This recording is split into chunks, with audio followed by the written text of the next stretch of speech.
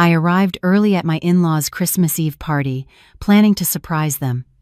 The moment I stepped inside, I heard my husband's voice booming from the living room. "Madison is pregnant. We're going to have a son." I froze right there in the hallway. I wasn't pregnant. I peered into the living room and saw him, his arm tightly wrapped around his ex-girlfriend. Everyone was cheering, celebrating. Everyone in that room knew, except for me. But this wasn't just a betrayal. It was far worse than that, because in the following weeks, I discovered that my entire life had been a meticulously planned lie, and they had no idea who they were truly messing with. I used to believe that knowing someone my whole life meant truly knowing them, that a shared history meant trust, and that family was forever. I was wrong about everything. My name is Ava Sterling. I'm 28, and I'm a project manager at a high-end fintech company in Manhattan. My life, from the outside, looked perfect. A beautiful brownstone, a stable marriage, a fast-track career. People envied me. They thought I had it all, but they had no idea what I'd been through to get there. They didn't know the price I had paid for that apparent stability. My life changed last year on Christmas Eve. That was the night the blindfold finally fell off. The betrayal had been there for years, right under my nose. I simply hadn't been able to see it. Let me rewind a bit. I need you to understand how I arrived at that moment. I've known Jackson Miller, Jax, since the day I was born. Our parents were close friends, the kind who spent weekends together, took vacations, and celebrated every birthday. My parents were Jax's godparents, and his parents, Carol and Charles Miller, whom I affectionately called Aunt Carol and Uncle Charles, were mine. It was the kind of friendship that seemed indestructible, built over decades. We grew up playing in the same parks. We saw each other at weekend BBQs, birthday parties, and holidays. He was a part of my life even before I understood what that meant. But our lives were different, very different. My parents had money. My father was a successful entrepreneur, my mother a renowned architect. I attended the best private schools in the city. I had piano lessons, ballet, French tutoring. We traveled through Europe on vacation. We lived in a large historic brownstone on the Upper East Side. Jax, on the other hand, attended public schools. His family lived in a simple house in a middle-class neighborhood of Queens. Uncle Charles worked as a manager at a construction supply store. Aunt Carol was a secretary at a medical practice. They lived comfortably, but without luxuries. At the time, I didn't understand those differences. We were just kids playing together. But looking back now, I can see the signs. The way Aunt Carol looked at my mother's jewelry, how Uncle Charles would make comments about our house, our cars, our trips, always with a smile, always disguised as a joke.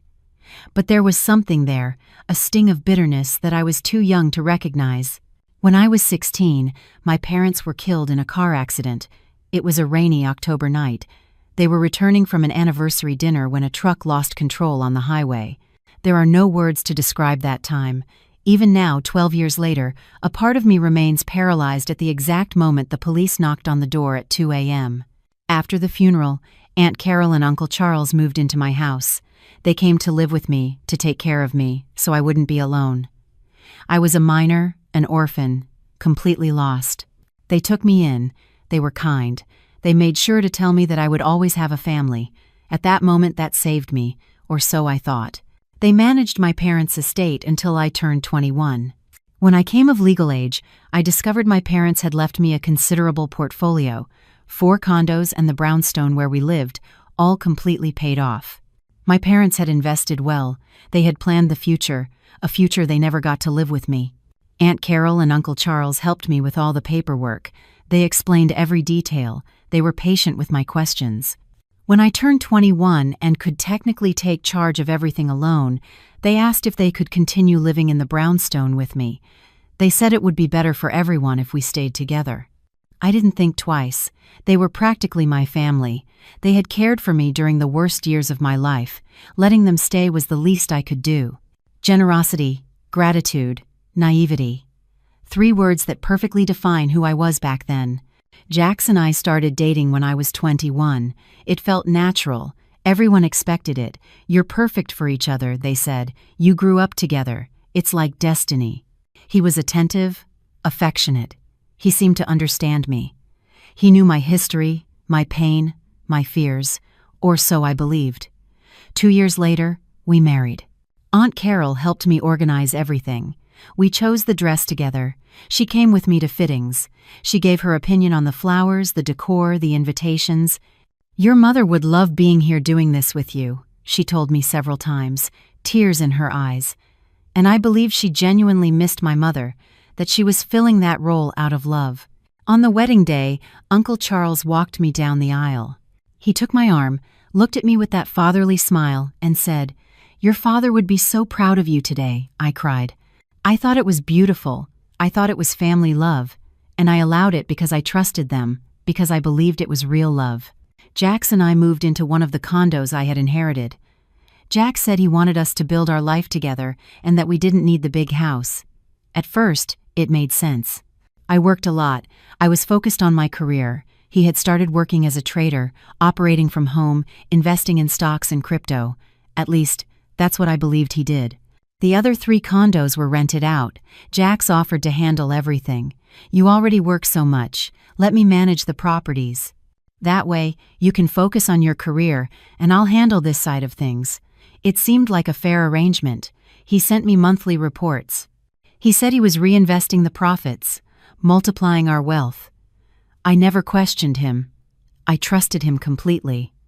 After all, why would I distrust him? He was my husband.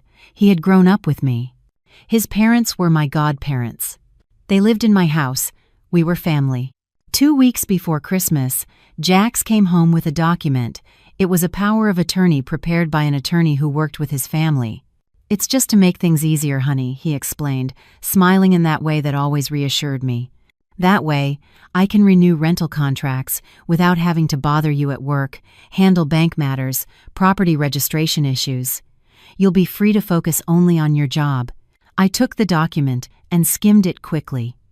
Legal jargon always gave me a headache. "I'll read it carefully later," I replied. I saw something flash across his face.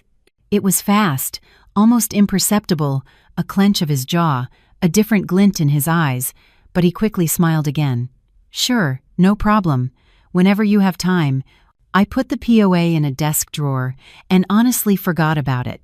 Work was chaos. The company had a major project to close before the end of the year, and I was coordinating the entire team.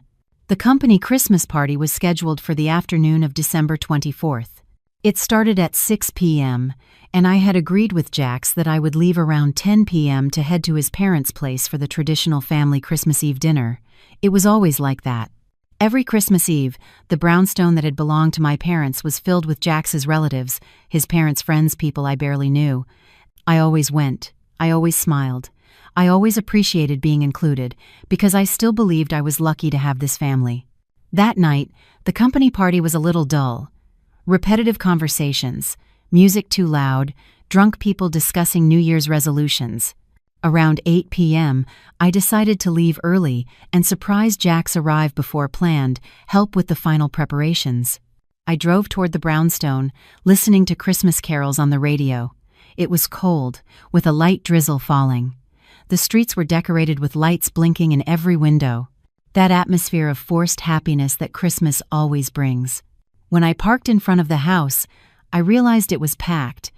Cars everywhere, lights on in every room, music and laughter spilling onto the street. The party was already in full swing. I walked in the front door without knocking. I hung my coat in the foyer and headed toward the living room. The voices grew louder as I approached. I guess there were about 20 people laughing, celebrating. And then I heard Jax's voice from the living room, clear and radiant. "Madison is pregnant. We're going to have a son." The world stopped. I stood there in the hallway, partially hidden by the wall. No one had seen me arrive. From my angle, I could see the entire room. Jax was in the center, his arm around Madison. Madison was a friend of his from high school, his teenage ex-girlfriend. They had dated for years before Jax and I started. And there she was, smiling with a hand on her stomach, receiving hugs and kisses from everyone. Aunt Carol was crying with joy. Uncle Charles was applauding, shouting. Toasts were raised. Family friends congratulated them, saying things about how handsome the baby would be. I felt my legs give way. I leaned against the wall to keep from falling. Someone in the crowd shouted, "But what about Ava? Does she know yet?" The silence that followed lasted barely 3 seconds, but it felt like an eternity. Jax gave a somewhat forced smile. "Not yet. I need to sort out a few things first, some paperwork, but I'll tell her at the right moment. So, no one here says a word when she arrives." Everyone laughed. My heart pounded. Paperwork. He meant the power of attorney. There was a murmur of understanding in the room. Some people exchanged knowing glances. Aunt Carol nodded, as if approving the strategy. Uncle Charles raised his glass to the future, and everyone toasted. In that moment, everything began to make sense. The way they reacted, those looks, that charged silence, everyone there knew something I didn't. There was a secret, a conspiracy. And that power of attorney was the final piece of the plan. My stomach churned. It wasn't possible. I had to be hearing things. But Aunt Carol, my godmother, said loud and clear, "Finally, my son. After so many years, we are going to reclaim what is rightfully ours." And then I understood everything. Every smile, every gesture of affection, every word of comfort, it had all been a lie. A vast, elaborate lie spanning years. It wasn't love. It never was. It was a scam. I turned around, grabbed my coat, and slipped out of the house in silence, as quietly as I had entered. No one saw me. No one noticed. I got into the car, closed the door, and only then did the full reality hit me. I started to cry. Not a melodramatic movie cry, but a silent, painful sob that burned my chest and throat. Tears streamed down my face as I tried to process what I had just witnessed. My marriage was a farce. My husband had a pregnant mistress. Aunt Carol and Uncle Charles, my godparents, were involved in a plot to steal my inheritance, and everyone, absolutely everyone in that room, knew and was complicit. I drove back to the condo on autopilot. I don't remember the road. I don't remember stopping at traffic lights. I only remember crying and driving, crying and driving. When I got home, I wiped my tears, washed my face, and looked in the mirror. I barely recognized the person staring back. I looked smaller, more fragile, lost. My phone vibrated. It was a message from Jax asking where I was. I took a deep breath and replied, "I decided to stay at the company party. It's more lively than I thought." He responded, "Okay, have fun. See you in 2 weeks. We're heading to Maui early tomorrow." Of course, the annual trip. Since we married, his family went to visit relatives in Hawaii for Christmas and stayed until the first week of January. They knew New Year's was always chaos at my firm, closing projects, reports, and every year I stayed behind while they went on vacation. I never questioned it. After all, it was their time. I just replied, "Okay, have a good trip." He sent a Merry Christmas. "Love you" with a heart emoji. I didn't respond. I locked my phone screen and tossed it onto the sofa. I sat on the living room couch in the dark and let the anger grow, because I realized one thing right then. The crying was over. There was no longer room for pain, sadness, or tears. There was only room for strategy. They thought I was an idiot, that I would always be that orphaned, lost girl, grateful for a family, trusting eternally, signing any paper, never questioning anything. They were wrong. I had grown up. I became a project manager because I was good at planning, organizing, anticipating problems, and creating solutions. I coordinated teams, managed crises, and made tough decisions every day. And at that moment, sitting in the darkness of my living room, I made the most important decision of my life. They wanted to play? We would play. But this time, by my rules. I stayed up all night. I didn't sleep. I just sat there planning. First, I made a mental list of everything I knew. Jax was cheating on me with his ex, Madison. Madison was pregnant. His entire family and friends knew and supported it. The power of attorney was the final piece of a plan to transfer my assets to his family. I hadn't signed anything yet. This last point was crucial. I still had control of everything. I was still the owner of my properties, my accounts. Jax had no legal power over anything. As long as I didn't sign that document, he couldn't do anything. I spent Christmas planning, thinking through every detail, every move I would need to make. I made mental lists, drafted strategies, anticipated problems. This is how I worked as a project manager, and this is how I was going to handle this too. The next day, December 26th, I would put it all into practice. When the sun rose, I knew exactly what my first step would be. At 9 a.m., I called the lawyer who had handled my parents' affairs. He had always told me that if I ever needed anything, I only had to reach out. Mr. Harrison, this is Ava Sterling, James and Isabel Sterling's daughter. I urgently need to speak with you. He must have detected something in my voice because he didn't ask questions. He just said, "Come to my office." I showered, dressed, gathered all the property documents I had, the power of attorney Jax had given me, and drove downtown. Mr. Harrison's office was in an old brick building in the financial district. I had walked those stairs since I was a child, always accompanied by my father. It was a place that smelled of old paper and strong coffee. He greeted me with a hug. He was a man in his 72s with completely white hair and reading glasses hanging around his neck. He had been my father's attorney for over 20 years. "Sit down, Ava. Tell me what happened." I told him everything. The announcement at the party, the POA, the suspicion about the asset transfer. I spoke nonstop for almost 40 minutes. He listened in silence, taking notes, frowning at certain points. When I finished, he took off his glasses and rubbed his eyes. "Ava, I need to tell you something." My heart pounded. "What is it?" "Your father and Charles were partners in a business many years ago, an import company. It did very well at first, but then it hit a rough patch. Charles wanted to retire and sell his share. Your father bought him out for a fair price. He assumed all the risk. Charles took the money and left."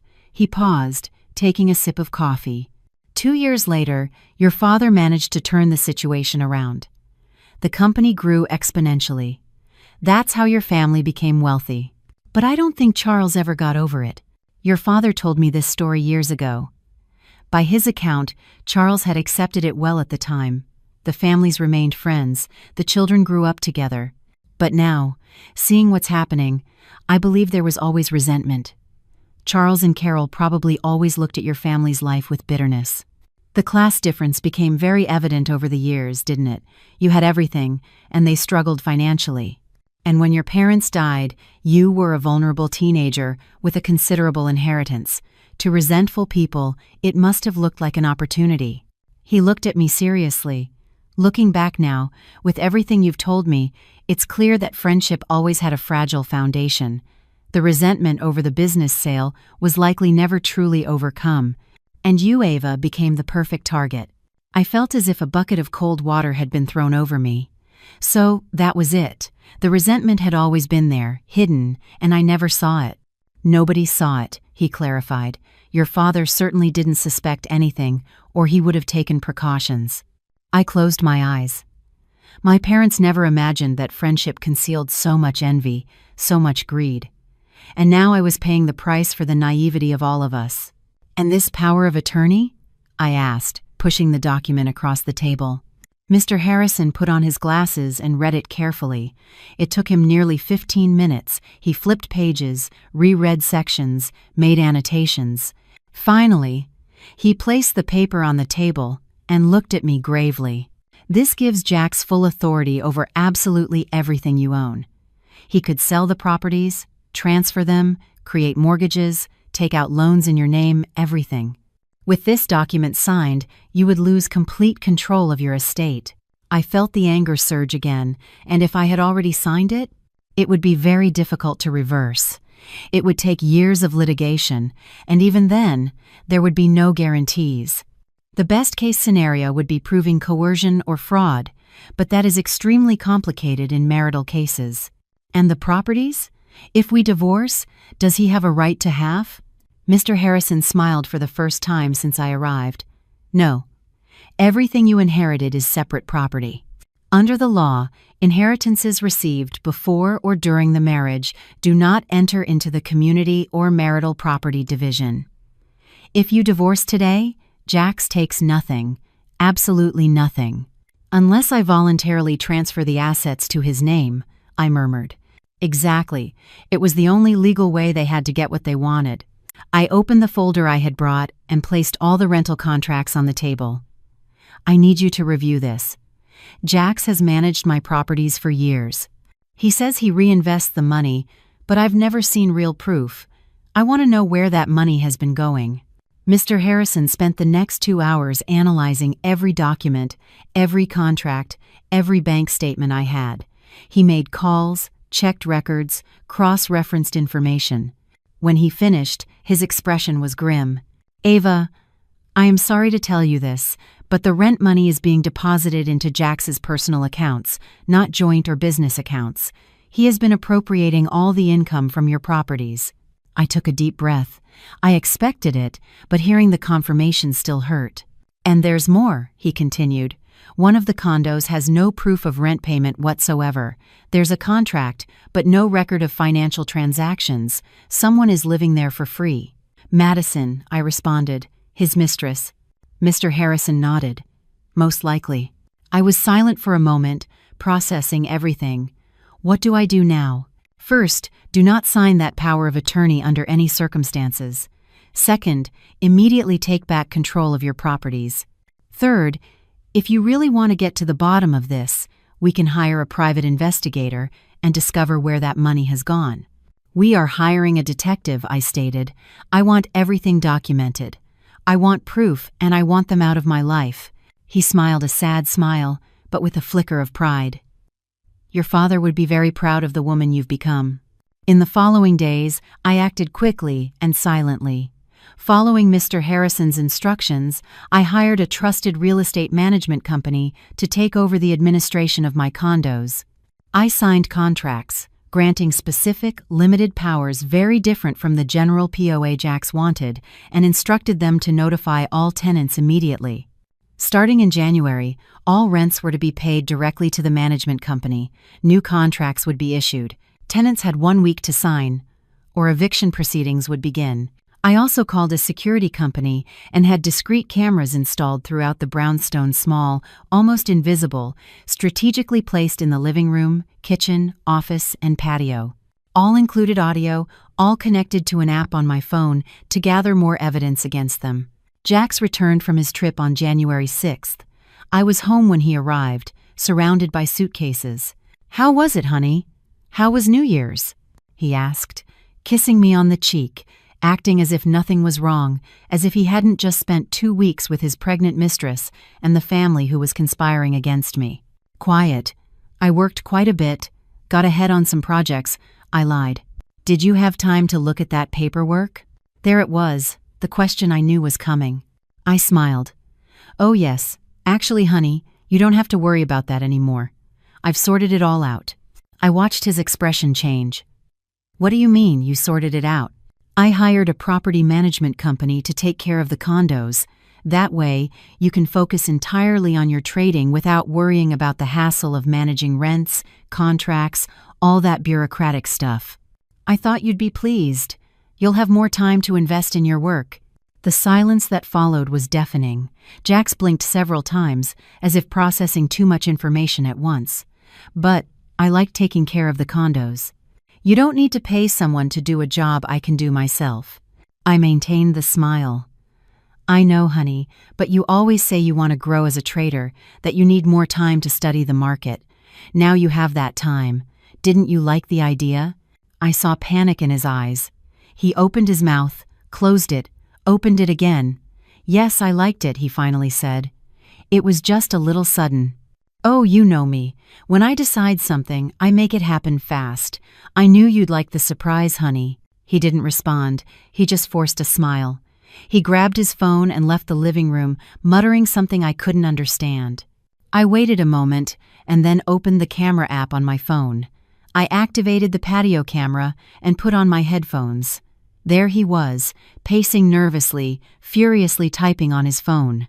His phone rang a few seconds later. Even from a distance, I could hear shouting on the other end of the line. Calm down," Jax was saying, nervously looking back to make sure I wasn't nearby. "I don't know what happened. She hired a property management company." "No, I can't do anything right now. No, I don't have $3,000 to pay the rent. Madison, listen. I won't have any cash flow for a while. I need to figure this out first." He hung up the phone, his rage palpable. I turned off the camera and smiled. His desperation was almost visible, but I wasn't finished yet. That night at dinner, I casually mentioned, "Oh, my boss called me earlier. I have to take a last-minute trip to Japan, an important project. They need someone to go close the contract in person. I'll be gone all week." "When are you leaving?" Jax asked, trying to sound disinterested, but his eyes were sharp. "The flight is scheduled for 2 a.m. I'll leave the house around 11 p.m. or so. Sorry for the short notice. You know how this job is." "It's fine," he replied too quickly. "I thought we'd spend some time together, but if it's for work, you have to go." After dinner, I went to the dressing room and grabbed my jewelry box to put it in the safe. That's when I noticed. Jewelry was missing. Several pieces.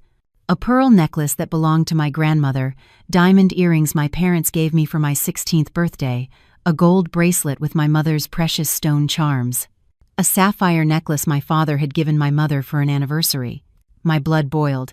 It wasn't enough to steal my income. He had stolen my family memories. But I didn't have time to deal with that now. I went into the office, opened the safe where I kept all the important documents, and changed the combination. I stored the remaining jewelry, locked it, and left. I packed a suitcase and said goodbye to Jax with a kiss on the cheek. Just to mess with him, I discreetly pocketed his car keys from the console table in the foyer, tucked them into my purse, and left the house. I didn't go to the airport. I drove to a hotel downtown.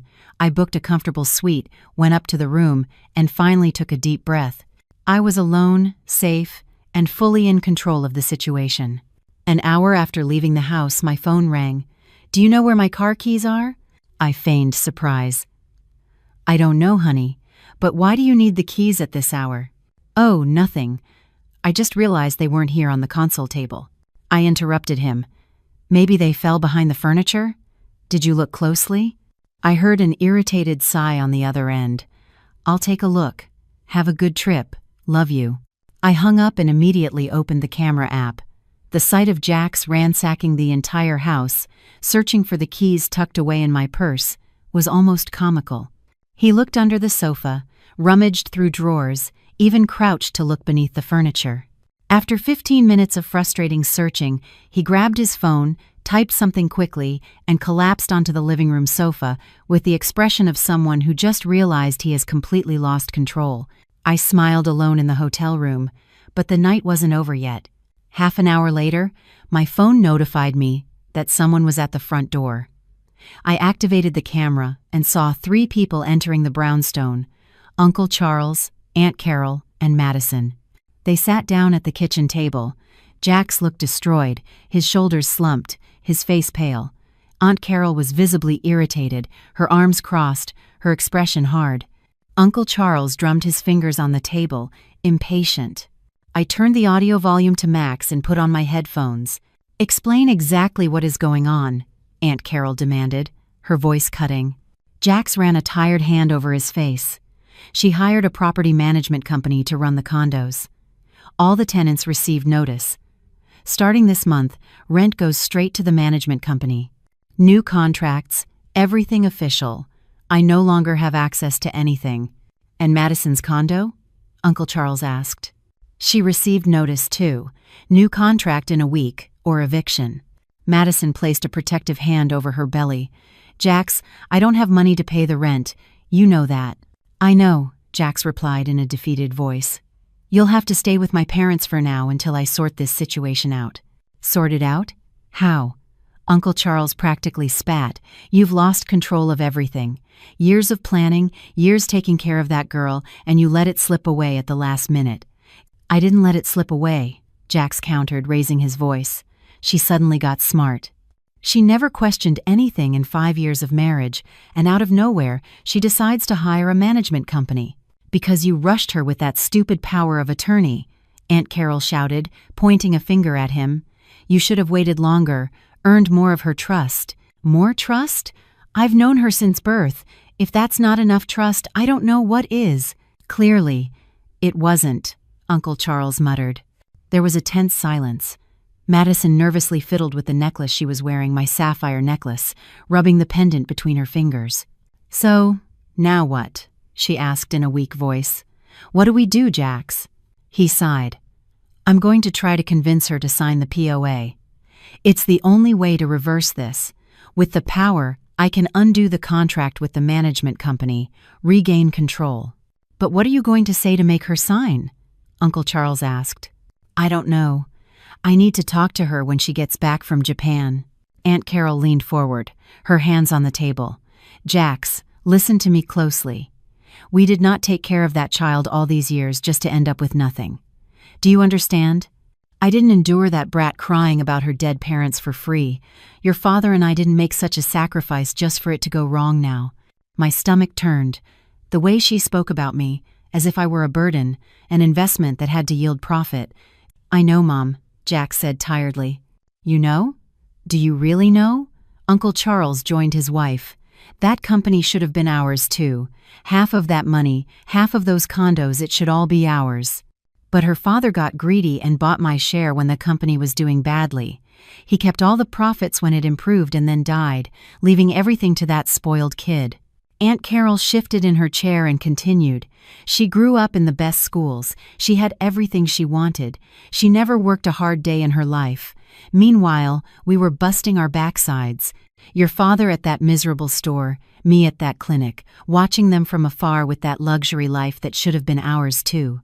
Uncle Charles nodded. "Exactly. That's why, when they died, it was our opportunity, our chance to correct that injustice. Care for the girl, earn her trust, and when she turned 21, be so close that she saw us as her family. And it worked. She let us live in her house. She trusted you to manage the condos. She married you.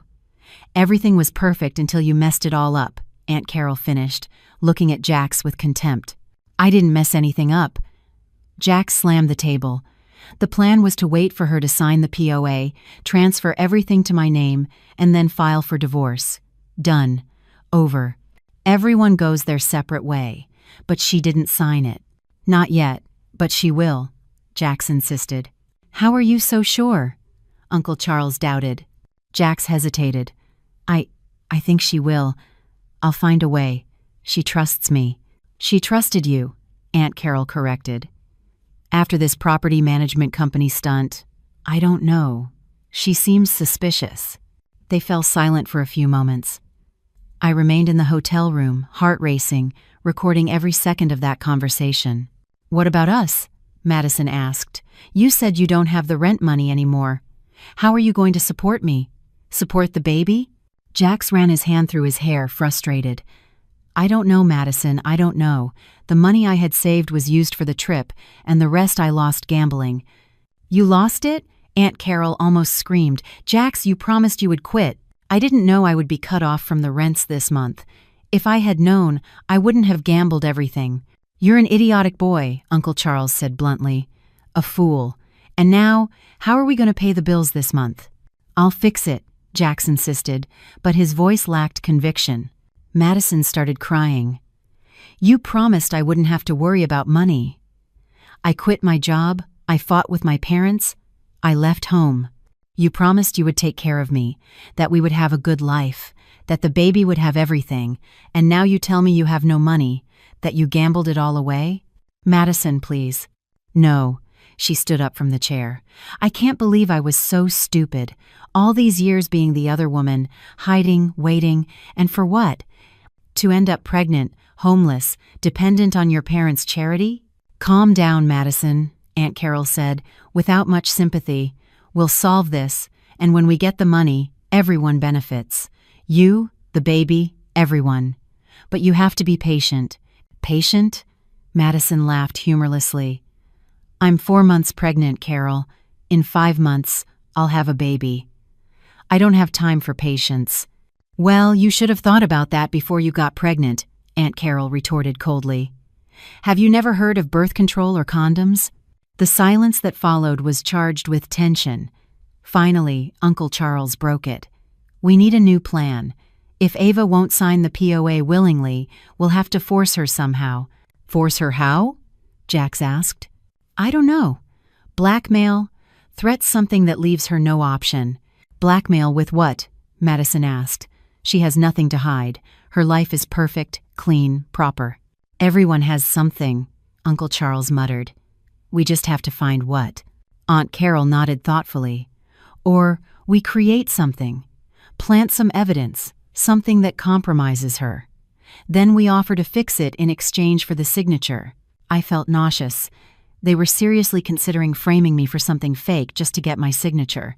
That's too risky, Jack said. More risky than losing everything, Uncle Charles countered. They spent a few more minutes discussing possibilities, each more absurd than the last. Finally, they decided to think it over and meet again in a few days. When they finally left, it was nearly 3 a.m.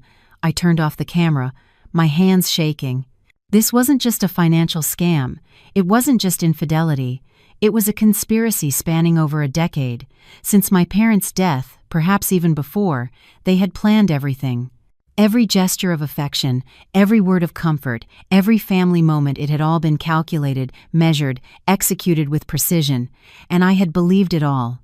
When 7 a.m. arrived, I picked up the phone and called Mr. Harrison. He answered on the third ring. Sleepy voice, but he became alert when he recognized my voice. Ava, what happened? I have everything recorded, the full confession. They admitted the marriage was a scam from the beginning, that they cared for me only to access the inheritance, and that now they are planning to blackmail or frame me to force me to sign the power of attorney. There was a silence on the other end. Are you safe? Yes, I'm in a hotel. They don't know where I am. Send me the recordings right now and come to my office this afternoon. We are going to end this once and for all. At 2 p.m., I was in Mr. Harrison's office. He had already viewed the main recordings. His face was serious, his jaw tight. Ava, this is much worse than we imagined, he began, opening a thick folder on the table. But it's also much better for your case. How so? The detective I hired finished his investigation. We have concrete proof of everything. He turned his laptop towards me. Rents diverted to Jax's personal account for 5 years. Bank statements showing excessive spending on online betting, casinos, gambling websites. Jax is a severe gambling addict. My stomach churned, but it wasn't a surprise. I had discovered that last night. There's more, he continued, opening another tab. The trips to Maui were all a lie. The detective obtained flight and hotel booking records in their names. Every year, the 4 of them went to a luxury resort. Jax, Madison, Uncle Charles, and Aunt Carol. Airline tickets, 5-star hotels, all paid with credit cards, linked to the account where your rental income was deposited. He showed me the documents, reservation confirmations, credit card statements, plane tickets, all in their names, all paid with my money. The dates matched perfectly, between December 25th and January 6th for the last 5 years. While I stayed in Manhattan working, believing they were visiting relatives in Hawaii, they were partying with my money. What do we do now? He leaned back in his chair with a smile that didn't reach his eyes. Now, we legally destroy them. Immediate divorce on grounds of adultery and fraud. With this evidence, Jax gets not a penny. We evict Charles and Carol from your brownstone. We file a civil suit for misappropriation for all the diverted money, a theft charge for the jewelry, and we can even consider the criminal avenue. Let's do it, I replied without hesitation. Excellent. I will start preparing all the documentation. Everything will be ready to file with the court tomorrow morning. I spent 3 days in the hotel, monitoring every movement through the cameras. Jax and Madison were growing increasingly comfortable in my condo. She had practically moved in, her things scattered around the house. They behaved like a couple in every corner, the living room, the kitchen, my bedroom, every space profaned by their betrayal. On the 3rd day's afternoon, watching another deplorable scene through the living room camera, I had an idea. I already had all the evidence I needed, but there was one thing I wanted to see in person, something that had to happen to make my plan even better. I needed to catch Jax red-handed, and I needed Aunt Carol and Uncle Charles to find out from me. I waited for the right moment. On my phone screen, I saw Jax and Madison settle onto the living room sofa, drinking wine, laughing at something on his phone. They were completely relaxed. Perfect. I grabbed my keys and left the hotel. My condo was 10 minutes away. Throughout the drive, my heart beat fast, not from nervousness, but from a strange mix of rage and anticipated satisfaction. I parked in the building's garage. I took the elevator up. I walked down the hall to my door. I took a deep breath. I glanced one last time at my phone to ensure the moment was right, and I opened the door. The scene I found was exactly what I expected, but still, seeing it in person was different from watching it through a screen. Jax and Madison were on the sofa. She was sitting on his lap, wearing one of my silk nightgowns. They were kissing, his hands tracing her body with the familiarity of someone who had been doing it for years. The sound of the door opening made them separate immediately. Jax turned his head and went white, literally white. All the blood drained from his face in 2 seconds. "Ava!" he yelled, pushing Madison aside and jumping up. "You Japan, you shouldn't be." Madison covered herself with a blanket, her eyes wide with panic. I stood in the doorway, observing both of them.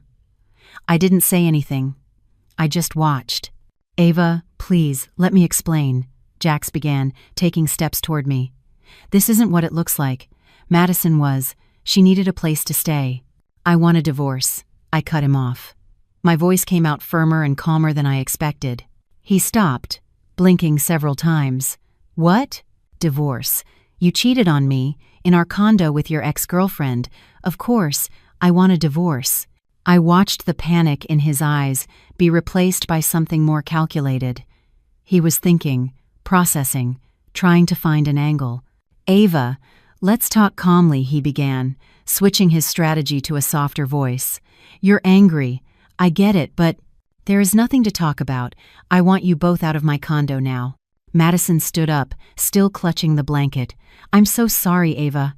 "Shut up," I said without looking at her. "You owe me no apology. You owe me nothing. Just get out of my house."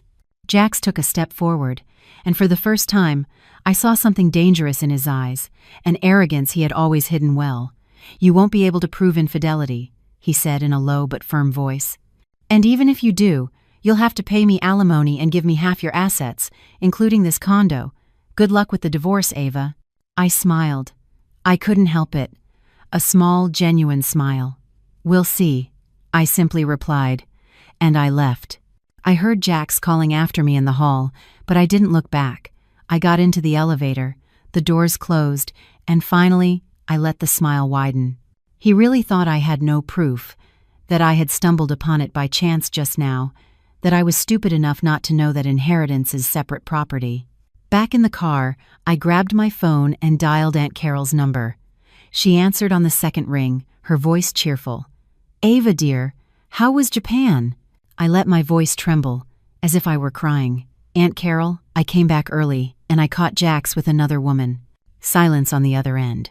"What?" she finally said, and by the tone, I knew the surprise was genuine. "How? With another woman? Where?" "In our condo," I replied, putting all the pain I could muster into my voice. "She was there. They were together. And she's pregnant. Aunt Carol!" "Oh my God," she murmured. I heard her take a deep breath. "I don't know what to do," I continued, letting my voice crack. "How could he do this to me?" "Ava, honey, where are you?" Aunt Carol asked, and there was something in her voice, concern or calculation. "I'm in the car, in the building garage. I can't go back into that condo. Not now. Come here. Come home. We'll talk. We'll fix this." I didn't answer immediately. "I have to call a lawyer. I'm filing for divorce." "Ava, you don't have to be so drastic. Let's talk, maybe." "He cheated on me, Aunt Carol." I cut her off, putting firmness in my voice. "In our condo, there is no conversation that fixes this." "You're right," she said after a moment. "You're absolutely right. Leave it to me. I'm going to talk to him. That boy is going to hear it." I hung up and allowed myself to smile again. Now all that was left was to wait for the show to begin. It didn't take a minute. Through the camera app, I saw Jax's phone ring. He looked at the screen, and his face became even paler. "It's my mom," he told Madison, who was gathering her things scattered around the condo. He answered and immediately pulled the phone away from his ear. Even through the camera, I could hear Aunt Carol screaming. "Are you stupid or just acting like it? How could you let her catch you in the condo with Madison? Can't you think with your upper head for 5 seconds? Mom, calm down. Can I explain? Jax tried to respond, but she wouldn't let him. Explain what? Years, Jax. Years of planning. Years taking care of that girl, earning her trust, building everything brick by brick. And you mess it all up because you can't keep your pants on. I had never heard Aunt Carol scream like that. The mask of the polite, kind woman had completely dropped. I'll fix it, Jax tried to say, but his voice was weak. Fix it? How are you going to fix it? She's filing for divorce. She already said she's filing for divorce. She has no proof. She can't prove adultery. She caught you in the condo with your pregnant mistress, you idiot. What clearer proof do you want? I heard Uncle Charles's voice. Aunt Carol must have put him on speakerphone because his voice came through clearly. You are an idiot, Uncle Charles said with a chilling calm that was worse than his wife's screams. A complete and utter fool. We trusted you. We gave you one single task. Marry her, earn her trust, make her sign the power of attorney. And you couldn't even manage that. I tried. She wouldn't sign.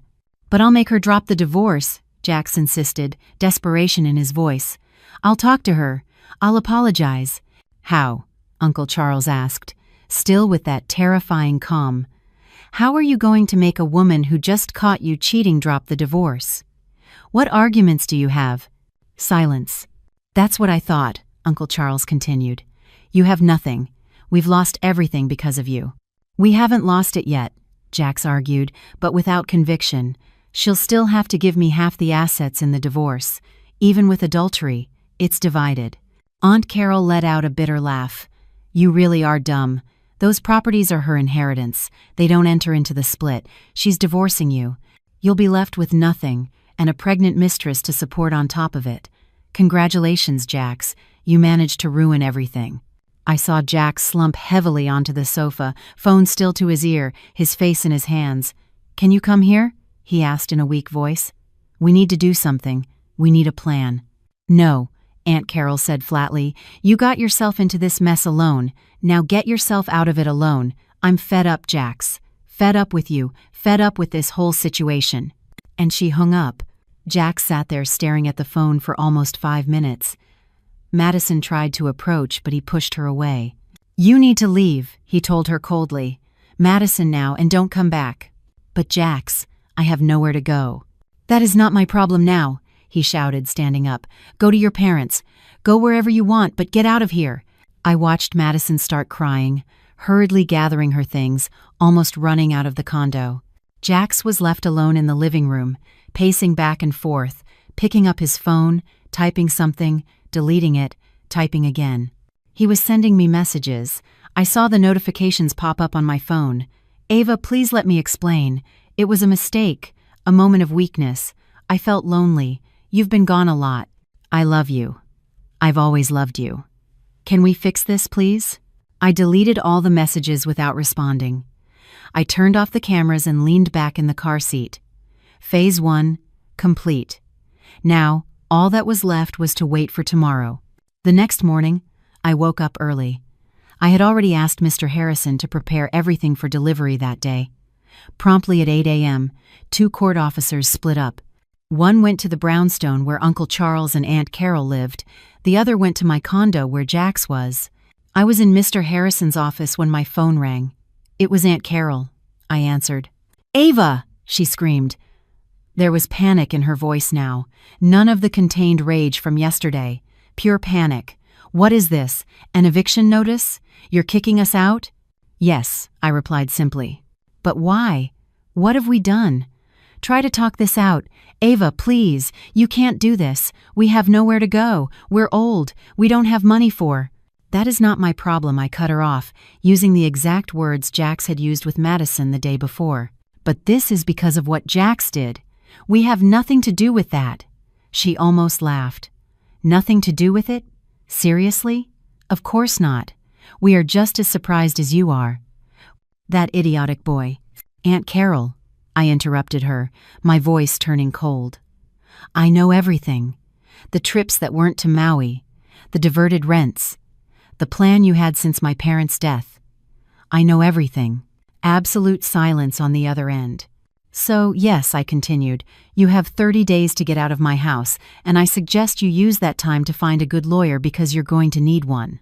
I hung up before she could respond. 2 minutes later, my phone rang again. Jax, I answered. Ava, is this serious? He asked. And there was something different in his voice. Fear, divorce, misappropriation, theft. You're suing me? Yes. But why those accusations? You don't have proof of all that, do you? Yes, I do. What proof? How? Security cameras throughout the condo, Jax, with audio, installed days ago. I have the recording of you with Madison. I have the recording of the meeting in the kitchen where you all confessed the entire plan. I have documents proving the diversion of money, the fake trips, everything. Silence. You recorded us? He finally managed to say. I recorded you, and I've handed it all over to law enforcement. But that's illegal. You can't record people without their consent. Yes, I can, in my own condo, with my own security cameras. It's perfectly legal. I heard him breathe heavily on the other end. How much do you want? He finally asked. How much do you want to forget everything? To drop the lawsuits? $10,000? $20,000? How much? This time, I genuinely laughed. Jax, do you really think I want money? I have money. What I want is justice, and my assets back. Your assets were never not yours. No? And the $280,000 you diverted from the rents over 5 years? And my jewelry you stole and gave to your mistress? And the years of lies? I'll give it all back to you, with interest. Just drop the lawsuits. No. You have nowhere to sleep. How do you think you're going to give it back to me with interest? Ava, please, this will destroy me. It will destroy my parents, all of us. You should have thought about that before. Are you doing this for revenge? Because I cheated on you? I already apologized. No, Jax. I'm doing this because you spent over a decade planning a scam against me, because you exploited my parents' death, you exploited my vulnerability, my trust, because you are exactly the kind of person who deserves to pay for their crimes. Crimes? I just made bad decisions with our money. It's the risk of the business. You diverted money, you falsified contracts, you stole jewelry, you committed fraud. Those are felonies, Jax, and you will answer for them. I heard him start to cry on the other end. Not that manipulative crying he would probably use if we were face to face. It was a cry of genuine desperation. Please, he begged. I'm going to lose everything. I'll have nothing. Welcome to the club, I replied coldly. You were going to leave me with nothing, too. The difference is that I was smarter and discovered it first. I heard him swallow on the other end. My parents, he began, but his voice failed him. My parents are going to kill me. They're going to kill me for letting this happen. That is not my problem. Don't you understand? His voice became desperate. They're going to blame me for everything. They'll say I messed up their plan, that I was stupid, careless. And weren't you? I cut him off. You were stupid and careless. You let yourself get caught with your mistress. I didn't know you would come back early. I'm not just talking about that day, Jax. I'm also talking about Christmas Eve. When you announced Madison's pregnancy to the entire room, when your parents talked about finally getting the properties they believed they were entitled to, when everyone toasted the future, absolute silence on the other end. You were there? His voice was a thread. Yes. I also arrived early from the company party. I heard everything, I saw everything, and I left before anyone noticed. But you sent me a message later saying you were at the company party. Because I needed time, Jax. Time to process, time to plan, time to gather evidence. You thought I would be eternally stupid, eternally grateful, eternally blind. And I let you believe it while I prepared. Another silence, longer, heavier. So, since Christmas, he murmured, as if processing it. You knew since Christmas, the trip to Japan, the cameras, it was all planned. Yes. But you destroyed yourselves. I'm just making sure you pay the consequences. And I hung up. I looked at Mr. Harrison, who had followed the entire conversation. How do you feel? He asked. I thought for a moment. Free, I finally replied. I feel free. He smiled. Your father would be proud. It took 2 months for everything to resolve. The divorce was fast because Jax had no way to fight. With all the evidence, his lawyer practically begged him to sign everything without opposing it. "It's the only way out," I heard the guy say in the courthouse hallway. I watched Jax sign the papers. His hand trembled so much the pen nearly fell. He couldn't look me in the eye even once. I left there officially divorced, officially the owner of everything that was always mine. The judgment for misappropriation came shortly after. $280,000 to be repaid. Aside from the jewelry, the judge determined a 30% wage garnishment.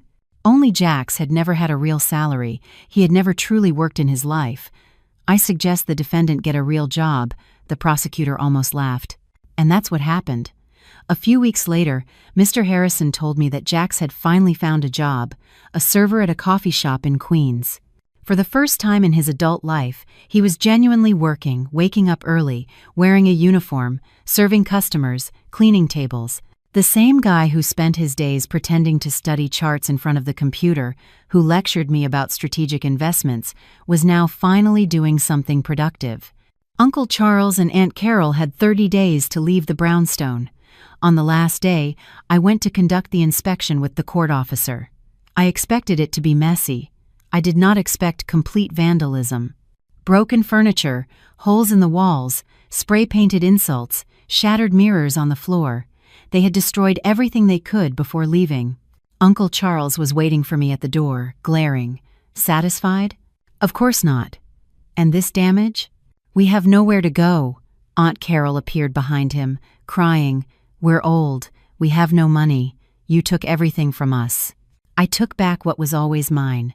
"You are the ones who spent years pretending it was yours. Your father robbed us."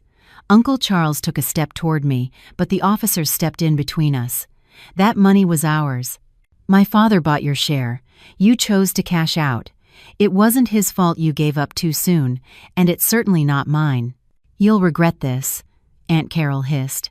"I won't," I said. "But you will, every single day." I turned around and walked away. I had the entire brownstone renovated. It took over a month, but it looked beautiful. I sold it in 2 weeks to a couple with 2 young children. They were radiant, making plans about how they would decorate each room, about the birthday party they would hold in the garden. I hope they are happy there. That house deserved good stories. I also sold the condo where I lived with Jax. I didn't even go back inside. I couldn't have. I hired people to empty everything, remodel it, and sold it furnished to an investor who didn't even want to see it in person. Of the 5 properties I inherited, I kept only the 3 condos that had always been rented. I left everything in the hands of the management company. The monthly rent was more than enough for me to live well, and I had the sale money invested. Through mutual friends, I kept getting updates. Jax and Madison broke up. She never forgave him for kicking her out that night, pregnant and with nowhere to go. The humiliation, the desperation, the coldness with which he threw her out, all of that killed whatever existed between them. Madison made peace with her parents and moved back home.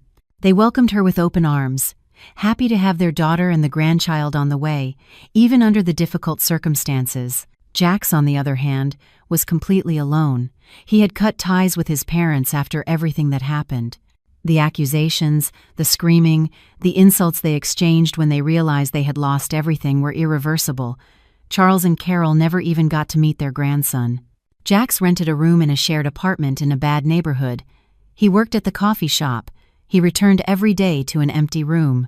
He slept alone, without Madison, without his son, without his parents, without anything. Charles and Carol were in a tiny, cramped apartment across town. Charles returned to doing construction side jobs, despite his age and battered body. Carol found work as a secretary at a pet supplies store, earning minimum wage.